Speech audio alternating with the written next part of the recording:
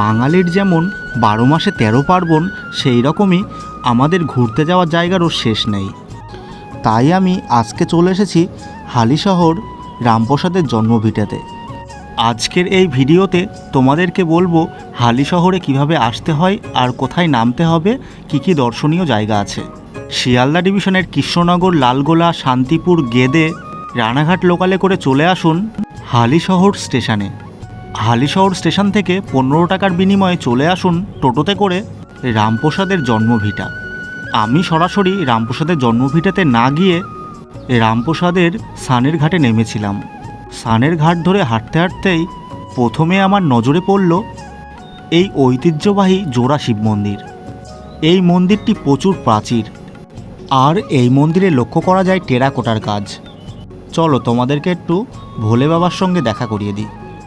এই শিব ঠাকুরটি কোষ্টি পাথরের, আর এখানে লেখা রয়েছে হালিশহর শিবের গলির জোড়া শিব মন্দির।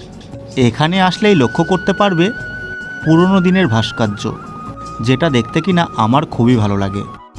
আর এই মন্দিরটার বয়স মোটামুটি ওই 250 থেকে 300 বছরের মতো হবে। এখন মোটামুটি ওই 1:30 মতো বাজে। এই মাথা ফাটা রোদের মধ্যে আমি চলে এসেছি একটু ভিডিও বানানোর জন্য হালিশহরে। শিবের গলির জোড়া শিব মন্দির থেকে বেরিয়েই দুপা এগিয়ে গেলেই লক্ষ্য করা যায় শ্রী শ্রী বুড়ো শিবের মন্দির। এই মন্দিরটাও প্রচুর প্রাচীন। তোমরা হয়তো মনে করছো এই মন্দির দেখে তো সেরকম মনে হচ্ছে না, তার কারণ হলো এই মন্দিরটা নতুন করে করা হয়েছে। এই মন্দিরটা ভেঙে গেছিলো বলেই সেই জন্য নতুন করে তৈরি করা হয়েছে এই মন্দিরটা।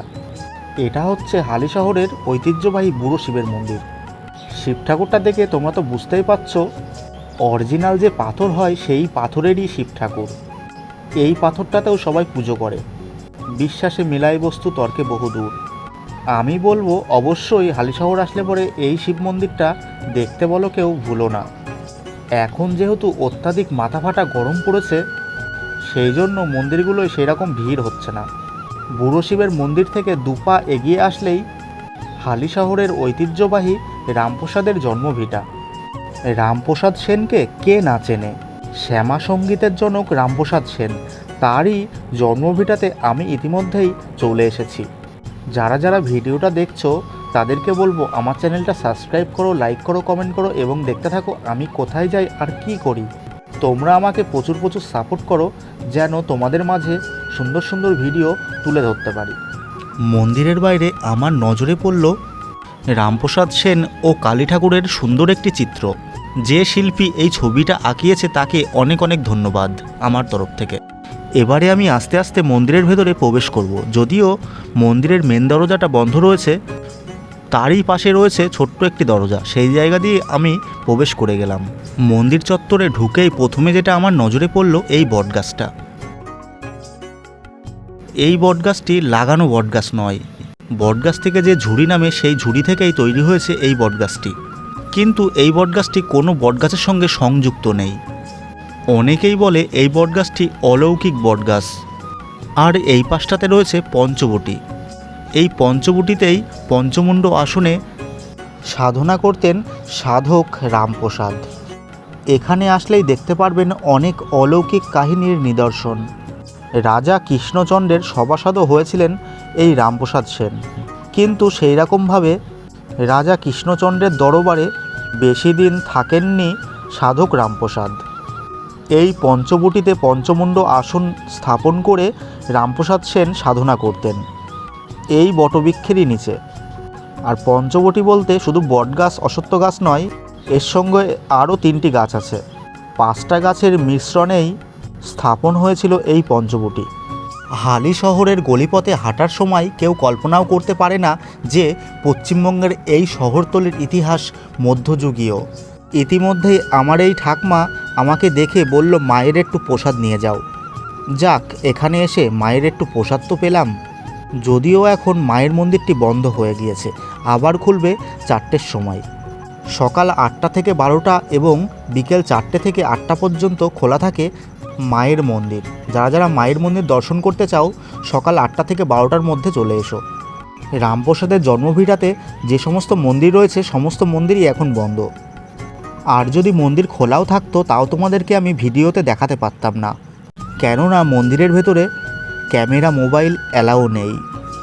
কালী মায়ের পুজো এবং একটু ঘুরতে আসার জন্য আসতেই পারো এই হালি শহরের রামপ্রসাদের জন্মভিটাতে।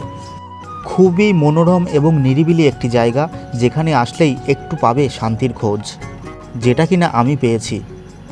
এত মাথাফাটা গরমের মধ্যে আমি এই মন্দিরে প্রবেশ করেছি, তারপরেই আমার মন থেকে শরীর সমস্ত কিছুই ঠান্ডা হয়ে গেল। এখানে এসে আমার যে এতটা পরিমাণে ভালো লাগছে তা আমি কল্পনাও করতে পারছি না। বাইরে যখন ঘুরছিলাম তখন আমার কেমন যেন অস্বস্তি লাগছিল, কিন্তু এই মন্দিরের চত্বরে প্রবেশের পর কেমন যেন আমি শান্ত হয়ে গেলাম। এখন তোমরা দর্শন করছো রামপ্রসাদের জন্মভিটার যে মেন মন্দিরটা রয়েছে সেই মন্দিরটি। যদিও এখন এই মন্দিরটি বন্ধ, মন্দিরের ভেতরে ক্যামেরা মোবাইল ফোন অ্যালাও নেই, কোনো ছবি ভিডিও করা যাবে না। কে কে মাতৃসাধক রামপ্রসাদের জন্মভিটাতে এসেছো তা তোমরা আমাকে কমেন্টে জানাতেই পারো। আর যারা যারা আসোনি তাদেরকে বলবো একবার হলেও একটু এসে ঘুরে যেও, আশা করি তোমাদের খুবই ভালো লাগবে। এইখানটাতে দেয়া হয় মায়ের পুজোর বলি। আমার যতদূর মনে হয় এখানে কোনো পাঠা বলি দেওয়া হয় না। আর যদি পাঠা বলি দেয়া হতো তাহলে আমি বলতাম যেন একদিন বন্ধ হয়ে যায় এই পাঠা বলি। এতটা সুন্দর মনোরম পরিবেশ যা আমাকে মুগ্ধ করেছে। আর এই মন্দির চত্বরটা হচ্ছে অনেকটাই পার্কের মতন। মন্দিরের পাশেই রয়েছে বাঁধানো একটি পুকুর। শোনা যায় এই পুকুরে স্নান করতেন সাধক রামপ্রসাদ।